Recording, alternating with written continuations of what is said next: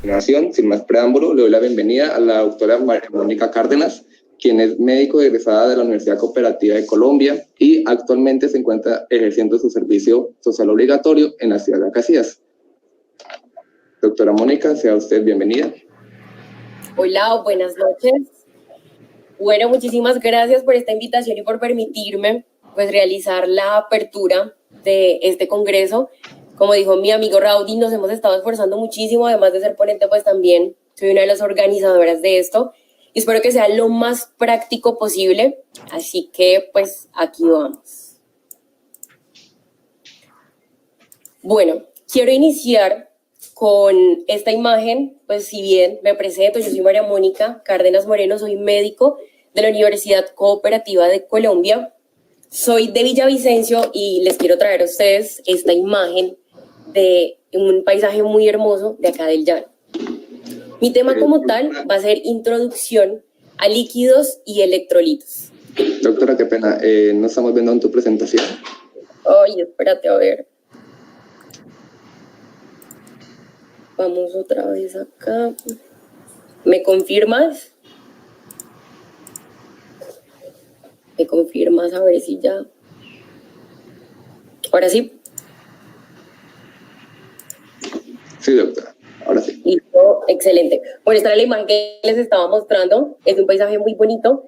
Quedan cordialmente invitados acá al llano. Bueno, en cuanto a introducción a líquidos y electrolitos, durante todo lo que estudiamos, vamos a ver que hay cosas que, por ejemplo, mucho de lo que hablemos el día de hoy, mañana va a cambiar o no va a tener el suficiente peso científico, pero también hay otras cosas que han sido exactamente lo mismo desde hace muchísimos años.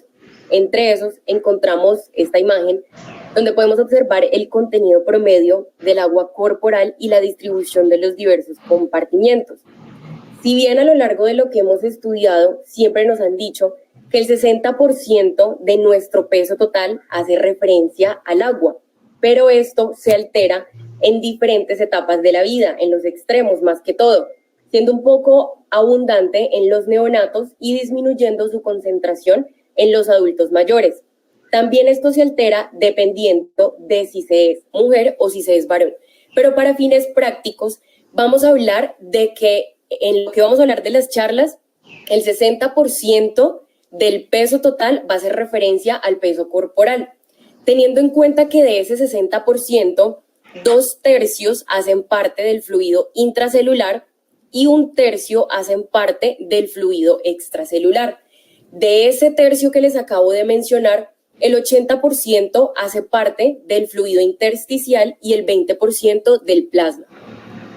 En este gráfico pues podemos evidenciar lo que les acabo de decir, pero con dibujitos un poco más lindo para que sea un poco más fácil de aprender.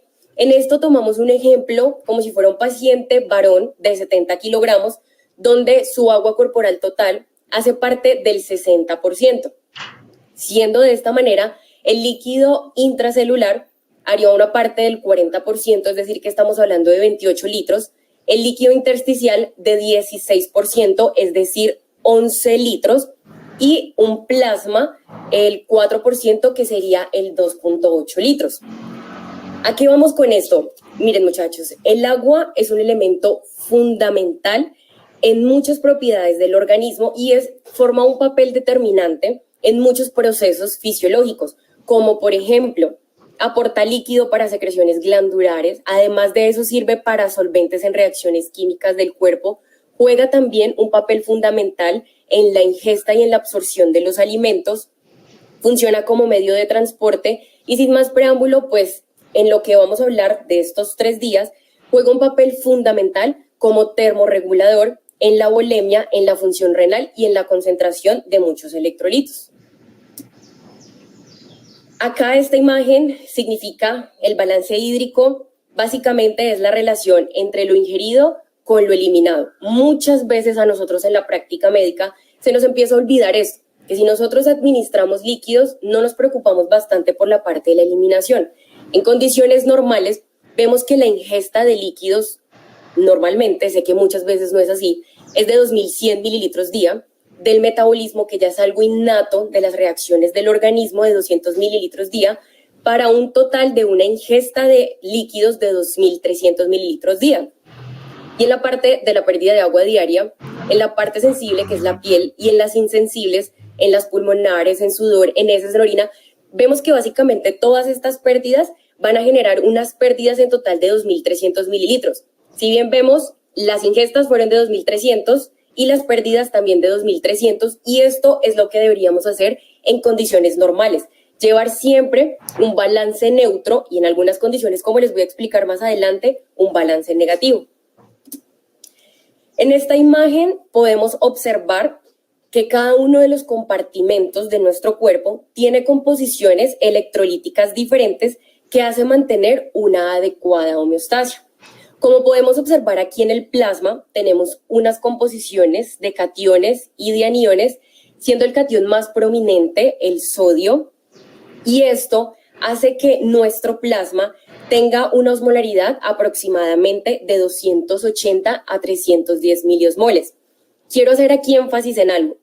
Al final de nuestras charlas, junto con el doctor Raudy, vamos a hacer un quiz mediante la aplicación de Kahoot para que por favor pues estén muy pendientes. A lo largo de la charla se van a ir dando las respuestas, pero entonces estén muy pendientes porque vamos a tener muchos premios, como ya los mencionaron acá en el comienzo. Como vemos, además de eso, en el líquido intersticial se parecen las concentraciones un poco a la parte del plasma, y ya que ustedes pueden observar las concentraciones del líquido intracelular, que si bien pues no las voy a mencionar bastante porque no tienen como un gran efecto en la práctica clínica actualmente. Observen bien cuáles son los cationes en mayor cantidad y los aniones que están presentes también en mayor cantidad. Como les decía, en medicina hay algunas cosas que van a cambiar, otras que nunca van a cambiar, pero también hay cosas en medicina que nosotros tenemos que aprender a relacionar con la práctica clínica y hay otras que nos tenemos que memorizar. En realidad son muy pocas, pero esta es una de las tablas que nos tenemos que memorizar y es el intervalo de los iones y las concentraciones en el líquido extracelular. Ahorita vamos a tocar el tema del sodio para que tengan pues muy en cuenta la composición del sodio, del potasio, del cloro, del calcio, entre otros. ¿Qué pasó? Bueno, ya para entrar en materia, vamos a hablar entonces un poquito de líquidos endovenosos, que me parece que es uno de los temas más importantes actualmente, básicamente por tres premisas. La primera de ellas es que aunque no lo consideramos como un medicamento, hoy en día es el medicamento más utilizado en el mundo. Y prácticamente, ¿qué es lo que pasa? Muchas veces, y discúlpenme lo que voy a decir, pero pasa en la vida real, pasa en las películas, pasa un paciente por el frente del hospital y lo primero que estamos haciendo es canalizándolo, pasándole un bolito de 1.000, de 2.000 y colocándole líquidos por todos lados. Tengan muy en cuenta que es un medicamento.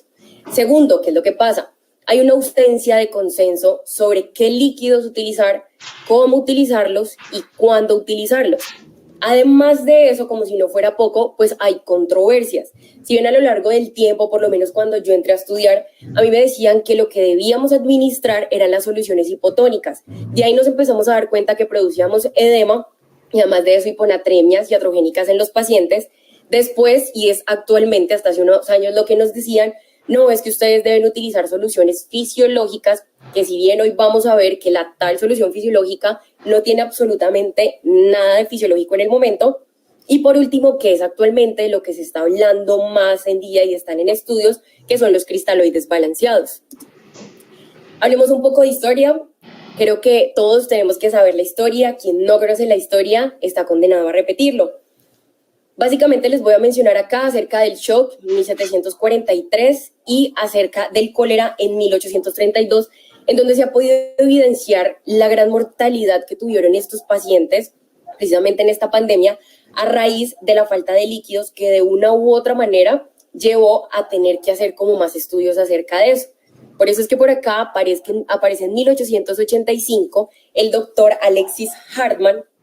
el doctor Sidney Ringer, que es un médico y fisiólogo británico. Resulta que él se encontraba en su laboratorio y él lo que hacía era estudiar cómo se podía seguir contrayendo el corazón de las ranas después de pues, haber sacado el corazón del cuerpo de la rana, y ellos administraban unos líquidos de X o Y composición y hacían que ese corazón siguiera latiendo por unos minutos adicionales.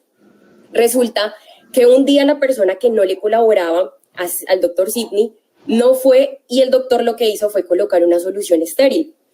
El corazón dejó de latir en menos de 20 minutos. Cuando él empezó a hacer más los estudios de qué era lo que había fallado en lo que hacía su colaborador y él, resulta que el colaborador no utilizaba agua estéril, sino que utilizaba soluciones o el agua del grifo, de la llave. Ellos empezaron a averiguar y se dieron cuenta que tenía ciertos componentes, principalmente, y el más importante, según el doctor Sidney, era el calcio, razón por la cual él creó lo que hoy conocemos como el lactato de Ringer, después lo modificó el doctor Harman.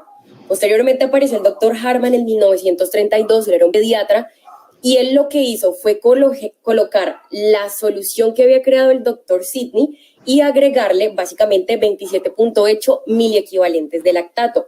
¿Por qué?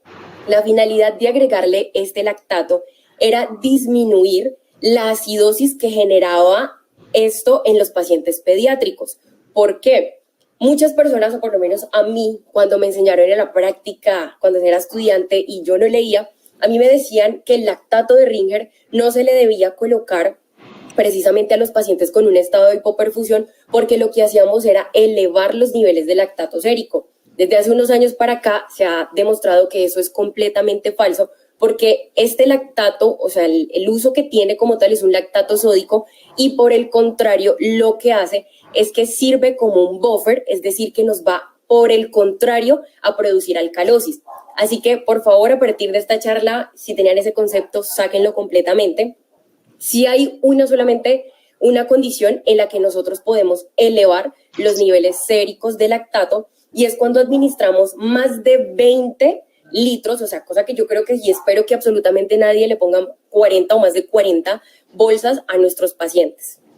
Posteriormente apareció el doctor Hamburger en 1890, quien modificó la solución que en ese momento, la solución salina normal antes de que el doctor Hamburger llegara, era supuestamente el 0.9%, y dijo que no, que la solución salina fisiológica o la normal era el 0.9%, y si bien hasta el día de hoy eso es lo que hemos manejado, pero acá espero enseñarles que de fisiológico no tiene absolutamente nada.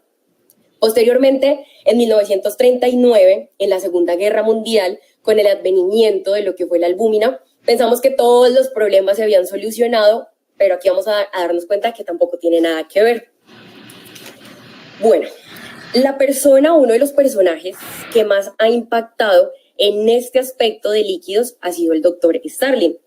En este gráfico vamos a observar, no sé si pueden ver por acá como estoy señalando, básicamente vemos la luz del vaso, vemos el endotelio y vemos el intersticio. Por aquí ya empiezan los glóbulos rojos y los demás componentes celulares que circulan por el endotelio. Ahí van, chan, chan, chan. Bueno, ¿qué es lo que pasa? El modelo de Starling nos habla de unas fuerzas, como aparece acá, que es la presión hidrostática. Esta es la fuerza que ejerce el líquido sobre las paredes del vaso. Digamos que, de cierta manera, este líquido o esta fuerza va a tender a sacar, como nos muestran estas flechas, a sacar el líquido al intersticio. Acá va el líquido, está la presión hidrostática tratando de sacar el líquido. Pero, digamos, sí favorece la filtración. Y aquí aparecen estos cosas amarillitos, son las proteínas, y aparecen junto con la presión oncótica, que es la fuerza ejercida, como le acabo de decir, por las proteínas, con la finalidad de atraer agua al vaso sanguíneo. La proteína que más está abundante en el plasma sabemos que es la albúmina, y esto, por el contrario, lo que va a hacer es oponerse a la filtración. Acá se está oponiendo para que no pueda salirse precisamente el líquido al intersticio. ¿Qué es lo que pasa? Hay pacientes en estado de hipoalbuminemia que favorecen precisamente el edema intersticial, razón por la cual aquí les hago a ustedes la primera pregunta. ¿Será que todos los pacientes que ingresen al hospital requieren líquidos? Para eso, durante mucho tiempo se habló únicamente del modelo de Starling, pero resulta que en este artículo publicado en septiembre del 2013 en el New England nos enseñan, digamos, como que modifican ese modelo de Starling que les acabo de enseñar y nos agregan toman las mismas presiones de las que les acabo de hablar, pero en este caso empieza a jugar un papel fundamental y se lleva prácticamente el protagonismo, lo que conocemos hoy en día como el glucocáliz endotelial. Son estas imágenes que ustedes ven acá a la derecha, son unas vellosidades que ya les voy a mostrar en otro gráfico, más o menos como qué es lo que hace. Bueno, aquí tenemos, vuelve y juega nuevamente la luz del vaso, el vaso sanguíneo, y llega el glucocáliz, que son estas imágenes que ustedes ven ahí. El glucocáliz básicamente son proteoglucanos que están adheridos a las células endoteliales, y de acá es importante recalcar que el glucocáliz está cargado eléctricamente negativo. Si bien recordamos, las proteínas, como les mostraba en un comienzo, también están eléctricamente cargadas negativas, razón por la cual lo que vamos a hacer es que por principio de electronegatividad, estas proteínas, gracias también al volumen no estrés, lo que hagamos es que las proteínas se mantengan como tal en la mitad del vaso. Pero ¿qué es lo que pasa? Cuando nosotros administramos líquidos para absolutamente todo, pasamos bolos, llega cualquier paciente y sin necesidad de necesitarlo, le administramos 1 litro, 2 litros, lo que sea, de líquidos, lo que estamos haciendo es como, en palabras coloquiales, barriendo este glucocáliz y lo estamos dañando. Estas células endoteliales se dañan y lo que hacemos es dejar, pues precisamente sin una protección. En este momento es cuando empiezan a liberarse diferentes sustancias, como lo es el ácido hialurónico, la cadena de glucosaminas y las glicoproteínas. Y si bien hoy por hoy conocemos también algunos biomarcadores de daño endotelial, como el Sydenham, que también se empiezan a liberar. Bueno, y esto es como tal la modificación que se hace en el 2013 al modelo de Starling. En cuanto a la clasificación de los líquidos, vemos que son principalmente en dos: los cristaloides y los coloides. Los cristaloides son los de difusión del libre el espacio intravascular al intersticio. ¿Qué quiere decir esto? Normalmente cuando nosotros decidimos pasarle a un paciente 1 litro en un bolo, únicamente 80 cc se van a quedar dentro del vaso. Lo demás va a pasar al intersticio. ¿Cuáles son estos líquidos? La solución salina, la dextrosa y los cristaloides balanceados. Y en cuanto a los coloides, ellos no difunden libremente del espacio intravascular, como por ejemplo la albúmina. Es decir, si nosotros decimos que no difunden libremente, son unos líquidos que vamos a administrar y van a quedar en su gran proporción dentro del vaso. Y digamos que fisiológicamente, pues nosotros vamos a decir como, wow, o sea, es lo mejor porque es prácticamente lo que nosotros necesitamos. Acá les voy a hablar un poquito acerca de cada uno de los cristaloides que tenemos disponibles, o por lo menos acá. Está la solución salina en 4 presentaciones diferentes. Está la hipotónica al 0.45, la solución normal, que es al 0.9, y ya empiezan las hipertónicas al 1.5 y al 3%. Si bien hoy por hoy la solución salina, hemos visto que son los líquidos mayormente utilizados en terapia de resucitación, pero ¿qué es lo que la solución salina tiene? Niveles suprafisiológicos, razón por la cual nos ha llevado a acidosis metabólicas y acidosis hiperclorémicas, junto con más daño renal, y aumentan la mortalidad. Posteriormente tenemos la dextrosa en 3 presentaciones, al 5, al 10 y al 50%, y hoy en día son los líquidos más utilizados en mantenimiento. Ya los últimos líquidos que encontramos dentro de este grupo de los cristaloides son los cristaloides balanceados, como por ejemplo el Plasma Light, el Isolight y pues por lo menos lo que yo tengo, el lactato de Ringer. ¿Qué pasa con esto? Si bien tiene concentraciones infrafisiológicas comparadas con otros cristaloides, y en el momento son los líquidos que más están en estudio, porque hasta el momento son los que más se están recomendando en ciertos casos, porque tienen menos riesgo de producir las anteriores cosas que les había mencionado, pero también tienen efectos adversos, como lo es el riesgo de hipercalemia y de alcalosis. Acá les traigo una comparación entre la albúmina y los líquidos, como por ejemplo, pues en este caso toman lo que es la solución salina. Los líquidos o la albúmina, si permanecen constantemente dentro del vaso, pues serían una gran ayuda para nosotros. Pero hay 2 estudios principales. El primero es el estudio Crystal, en el cual concluye que el uso de los coloides está relacionado con menos ventilación mecánica y con menos uso de vasopresores, pero en realidad no impacta como tal en mortalidad. Y este estudio publicado, el estudio se ha publicado en el New England, Nos dice que, sin embargo, el estudio Crystal nos dice lo que les acabo de decir. En este estudio nos dicen que quizás en este contexto concluye que definitivamente no hay ningún impacto positivo en usar coloides, pues inferior o frente a la solución salina o a los líquidos cristaloides. Además de eso, tengamos en cuenta que los coloides son de un costo más alto, razón por la cual, pues si por ejemplo estamos frente a un paciente en estado de choque o hipovolémico, algo que necesitamos administrar líquidos, pues digamos que por la parte costo efectiva y teniendo en cuenta de que no hay ninguna relación o ninguna parte positiva en cuanto a utilizar los coloides, se preferiría precisamente utilizar los cristaloides. En este otro estudio, que es un metaanálisis publicado en el 2015, nos muestra una comparación entre los cristaloides que tienen una concentración elevada del cloro, es decir, la solución salina, versus los cristaloides balanceados, llámese lactato de Ringer. Vemos que acá en las dos principales conclusiones, lo que nos muestra es que impacta y con una P significativa es en cuanto al daño renal y a la acidosis hiperclorémica. ¿Por qué?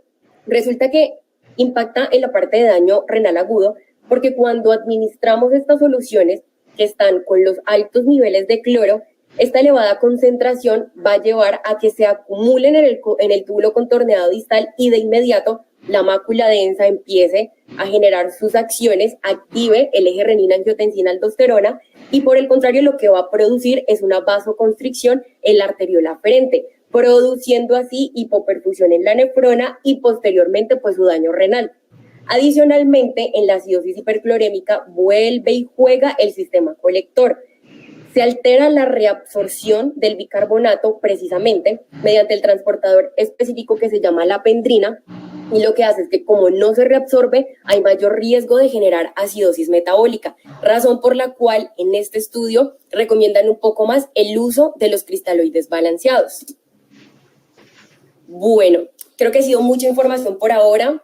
Traigo acá un meme para que nos distraigamos un poco. Si bien yo creo que la mayoría de ustedes ha llegado a mi cuenta, bueno, antes del congreso, precisamente por esta imagen me decían, ay, tú eres la chica del meme. Bueno, aquí se los presento, yo soy la chica del meme. Adicionalmente, recuerden que estamos sorteando muchos premios para ustedes.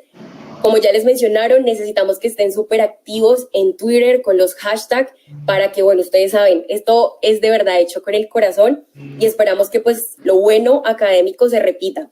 Así que bueno, continuamos ya con esta parte de la charla. En cuanto a la terapia hídrica, vemos que tenemos básicamente 3 tipos de nosotros administrar nuestros líquidos endovenosos. El primero de ellos es la reanimación, el segundo de ellos son los líquidos de mantenimiento y el tercero de ellos son las reposiciones de las pérdidas. ¿Qué ocurre? Las reposiciones de las pérdidas, básicamente nosotros vemos que las utilizan, es en pediatría, pues ellos tienen más componente de agua corporal total, razón por la cual los pediatras hacen terapia enzimática con ellos. En cuanto a la terapia de mantenimiento, básicamente son como las necesidades basales que necesitamos diariamente para mantenernos. Digamos, el paciente que llega y que no puede tolerar la vía oral, el paciente que va para alguna cirugía, para algún procedimiento, estos pacientes ameritan el uso de los líquidos de mantenimiento, pero vuelve y juega acá la parte de que no hay un consenso establecido de qué líquidos administrar y cuáles líquidos administrar. En lo que estuve leyendo y lo que quiero compartir con ustedes es que lo que más se recomienda en este momento es la dextrosa al 5% más solución salina al 0.9%. Y me puse a ver también en varios textos y por ejemplo lo que es el UpToDate dice o recomienda 1 litro diario, el New England recomienda de 100 a 20 cc hora, en la NICE recomiendan de 20 a 30 cc y por lo menos en la práctica médica lo que nosotros vemos y sinceramente lo que yo hago es administrar de 1 a 2 cc kilogramo hora. Hay que tener en cuenta en los pacientes que nosotros vamos a tener sin vía oral por un periodo de más de 24 horas, no nos olvidemos de la reposición del potasio, que es de 1 miliequivalente kilogramo día. Y acá les traigo otra pregunta. ¿Será que es necesario que todos los pacientes que ingresen a nuestro hospital tengan que llevar líquidos endovenosos sí o sí? Si ese paciente ingresa por algún motivo en donde pueda tolerar bien su vía oral y si no se estaba deshidratando en su casa, ¿qué nos hace pensar que va a llegar al hospital a deshidratarse? Considero yo que si un paciente está en su casa bien hidratado y llega al hospital con su vía oral, coloquémosle un catéter heparinizado si no tenemos la necesidad de la administración de estos líquidos. Recuerden que son a partir de ahora un medicamento. Bueno, vamos a hablar ya de la parte de los líquidos o la terapia de reanimación. Las metas en la reanimación hídrica son guiadas y hasta ahora la piedra angular en el proceso de la administración de los líquidos endovenosos.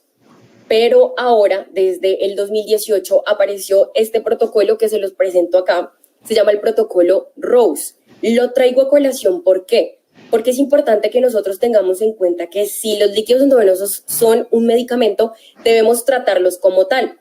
Protocolo ROSE es un acrónimo. ROSE de reanimación, optimización, estabilización y la desescalación. Entonces, ¿qué es lo que tenemos que hacer o qué es lo que dice este protocolo? En los protocolos de reanimación, recomienda el protocolo ROSE administrar soluciones cristaloides a 0.5 o a 0.7 cc por kilo. Es decir, que aquí ya no están recomendando de pronto unos bolos en tanta cantidad para poder mantener una presión arterial media entre 60 y 65 milímetros de mercurio. Posteriormente ya llega la fase de optimización y de estabilización, porque si estamos administrando tanto volumen, debemos empezar a estabilizar al paciente y posteriormente empezar a desescalonarlo. Recuerden que es normalmente pues un medicamento y debemos tener por ende precaución con lo mismo. En esta misma etapa de rescate, acá quiero hacer un paréntesis, las guías hoy en día, o por lo menos en cuanto si hablamos de sepsis, nos recomiendan administrar bolos de 30 cc por kilo. Si ustedes en la práctica médica lo hacen, no hay ningún inconveniente porque hoy por hoy es lo que está escrito. Pero les quiero presentar ese protocolo de ROSE para que lo tengan en cuenta y así lograr disminuir la cantidad de líquidos innecesarios que administramos a diario. Pero si ustedes lo hacen en los 30 cc, está completamente normal. ¿Qué es lo que pasa? Cuando administramos tantos líquidos, y a estas alturas de la charla espero que ya estén buscando en proteger el glucocáliz, surge una pregunta. ¿Cómo sabemos si seguir administrando bolos de líquidos o cantidad de líquidos o cuándo pasarnos a los vasopresores? Resulta que en el 2015 se publicó en una revista de Critical Care, acá les dejo también todos sus artículos para que los revisen, en donde nos enseñaron una maniobra como una medida dinámica para evaluar si nuestro paciente es o no respondedor a líquidos. Aquí hay que tener en cuenta que el 50% de los pacientes que probablemente vamos a tener, el 50% van a ser respondedores a líquidos y el otro 50% van a ser no respondedores a líquidos. Esta maniobra se llama la elevación pasiva de miembros inferiores, como pueden observar acá, y como tal, bueno, acá les quiero hacer no lo escribí por acá, pero bueno, tiene una sensibilidad y una especificidad de un 90%. Fueron estudios que se compararon con diferentes medidas que tenemos, por ejemplo, en unidad de cuidados intensivos, y han sido excelentes. Y esto, por ejemplo, lo podemos realizar en un primer nivel, en urgencias, en donde estemos. Como tal, ¿qué es lo que buscamos con esta medida dinámica? Cuando nosotros colocamos a un paciente, que es en esta posición, el paciente debe estar completamente acostado. Lo que estamos haciendo para colocar mayor volumen, para que a medida de que tengamos mayor volumen, pues aumente la precarga y de esta manera aumente el gasto cardíaco, que esto estaba dado por las leyes de Starling. Conclusión, acá se los explico de pronto un poco mejor. Si nosotros administramos más volumen, no sé si acá puedan ver esto, esperen. No sé cómo mostrar hacia acá. Si, por ejemplo, nosotros vemos acá, empezamos a administrar volumen, bueno, esta es una tabla donde vemos acá la parte de la precarga y la parte del gasto cardíaco. Aquí tenemos el volumen que nosotros le estamos administrando a nuestros pacientes y aquí está ya la parte de los vasoactivos. Si un paciente y si nosotros realizamos estas medidas de la elevación de miembros pasivos, podemos seguirle administrando volumen a nuestro paciente para aumentar la precarga y lograr así que aumente el gasto cardíaco. Pero va a haber un punto en el cual nosotros vamos a evidenciar, ya les voy a decir cómo que nuestros pacientes son no respondedores a líquidos y en este momento nuestros pacientes se ven beneficiados del uso temprano de los vasoactivos. ¿Cuándo? Cuando nosotros realizamos la maniobra, colocamos al paciente, no sé si me alcanzan a ver bien en la cámara, pero pues más o menos hagan de cuenta que el paciente está completamente en decúbito supino y en ese momento una persona, el paciente debe estar previamente monitorizado, nos colabora con la elevación pasiva de los miembros inferiores más o menos a 45 grados. En ese momento, como dice mi profe Isaías, profe de mi diplomado, tenemos que hacer terapia enzimática. ¿Qué es esa terapia enzimática? Estar encima del paciente viendo la monitorización y si el gasto cardíaco aumenta de un 10 a un 13%, es un paciente que es respondedor a líquidos y muy probablemente se va a ver beneficiado de que le sigamos administrando nuestros bulitos de líquidos y nuestros líquidos endovenosos como tal. Pero si realizamos esta maniobra y al paciente no le aumenta su gasto cardíaco, su frecuencia cardíaca de un 10 a un 13%, pues muy probablemente ya es un paciente que es no respondedor a líquidos y se va a ver beneficiado del uso de los agentes vasoactivos. Con esto, ¿qué se ha visto? Se disminuye la parte de la ventilación mecánica, la parte de tener la mortalidad y los usos inadecuados precisamente de esto. Como les decía, si los líquidos endovenosos son pues, unos medicamentos, deben tener efectos adversos y así es.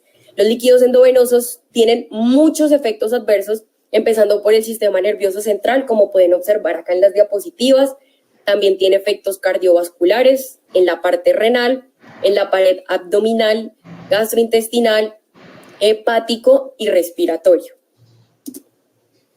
Acá, bueno, ya para empezar a finalizar como tal de la charla, viene la pregunta. Entonces, doctora, ¿cuál es el líquido que usted nos recomienda utilizar? Bueno, aquí les traigo esta tabla para que juzguen ustedes, escojan ustedes. Acá podemos ver las concentraciones normales del plasma. Vean las concentraciones del sodio, del potasio, del calcio, del magnesio, bueno, de todo lo que vemos acá.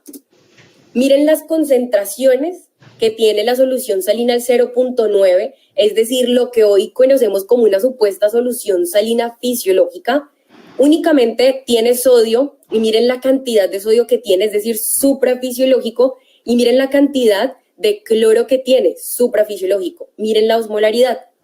Y por acá les traigo el lactato de Ringer, miren sus composiciones, mire de qué está un poco más elaborado comparado con los otros líquidos. Y para finalizar ya definitivamente la charla, les traigo aquí 10 razones para no utilizar la solución salina. Les quiero aclarar, y es que no tengo conflicto de intereses y lo siento si hay alguna persona que defienda, pero sí les quiero recomendar que es necesario individualizar a cada paciente. No administrar porque sí o porque no líquidos a todo el mundo, no administrar porque sí o porque no solución salina, porque vemos que los efectos adversos son un poco negativos. Por acá empezamos. La primera razón es porque no existe una justificación fisiológica para el uso de la solución salina normal. Muchas personas dicen, no, es que es más barato. Otras personas, no, pues porque siempre lo he hecho. Otros dicen, no, pues es porque es que siempre lo usa todo el mundo.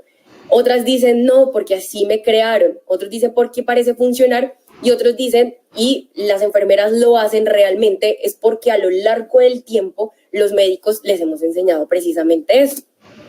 La segunda razón, como les estaba explicando, la solución salina exacerba la acidosis, lo que les mencionaban previamente acerca de la pendrina. Tengan en cuenta eso.